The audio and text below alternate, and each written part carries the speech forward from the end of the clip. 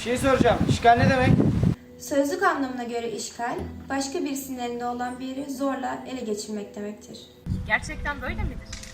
İşgal yalnızca soyut bir tanımdan mı ibarettir? İşgal sadece hukuki bir terim midir? Hayır.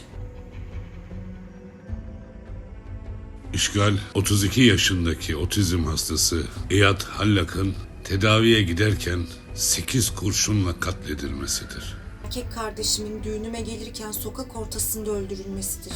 The occupation is being watched everywhere and every time, even inside the house. Kendi ülkemde seyahat edebilmem için vize almak zorunda olmamdır.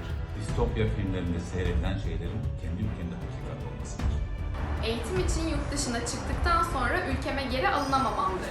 The occupation is to open fire for no reason on friends who are having a picnic. Ülkeme dair söylediğim şarkıların ağıtlarla dönmesidir. Occupation is the prevention of the right to education in your own country. Hiçbir gerekçe sunulmadan 10 dakika içinde evinizi boşaltmanızdır.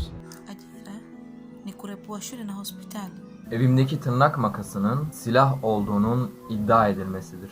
İşgal, kendi evimde nefes alamamam demek. Psikolojik şiddet nedeniyle depresyonun dünyada en yaygın olduğu ülkede yaşamaktır. Çocukluğumun geçtiği bahçenin utanç duvarının ardında kalmasıdır. Kazancımın %75'ini vergiye yatırmamdır. İşe giderken kullandığım yolun kapatılmasıdır. Yaşadığım şehirde tabelaların farklı dilde olmasıdır. Mescid-i Aksa'da Kur'an okuduğum için 3 gün gözaltına alınmamdır.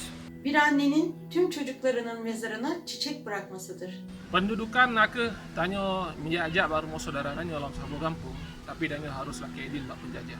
İşgal, içinde yaşayamadığın ülkene bir denizin kıyısından özlemle bakmaktır. Sahilde balık tutarken uzun namlulu silahların hedefi olmaktır. El-ihtilalu huve en la yara'l ab evladahu temme haczuhu dune sebep tûle hayatih. Kendi sahillerinde özgürce yürüyememektir.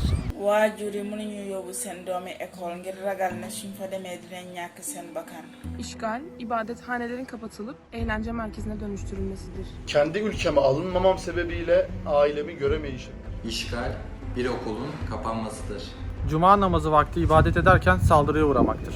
Sebepsiz yere kurşunlanmamak için sokak ortasında yürüyememektir. Elektriğin günde 4 saat verildiği bir hastanede ameliyat yapmaktır. La umarisu hukukal muvatin al-esasiye fi beledi. Benim şehrimdeki mahalleler, caddeler, sokaklar ve ilçelerin isimlerini değiştirilmek. İşgal, çantamda taşıdığım cetvelin silah olduğunun iddia edilmesidir. Suların arıtılmadığı bir ülkede hemen her çocuğun böbrek rahatsızlığına yakalanmasıdır. İşgal, evimin buldozerle yıkılmasıdır. İşgal, buldozerle evimin yıkılmasıdır. İşgal, bir ailenin evinin yıkılmasına karşı çıktığım için o buldozerin altında ezilerek can vermemdir. Kulağa garip geliyor değil mi? Bunlar Filistin'de her gün yaşanan hukuksuzluklar. Zulmü görmezden gelmeyeceğiz. Bu hukuksuzluğu hiçbir zaman benimsemeyeceğiz. Filistin tüm insanlığın onurudur ve bir gün özgür olacaktır. O güne kadar bizler diyoruz ki İşgali tanımıyoruz. İşgali tanımıyoruz. İşgali tanımıyoruz. Mau menolak pendudukan. İşgali tanımıyoruz. İşgali tanımıyoruz. İşgali tanımıyoruz. We don't know occupation. İşgali tanımıyoruz. İşgali tanımıyoruz. İşgali tanımıyoruz. Nous ne connaissons pas l'occupation. İşgali tanımıyoruz. La na'tarifu bil ihtilal.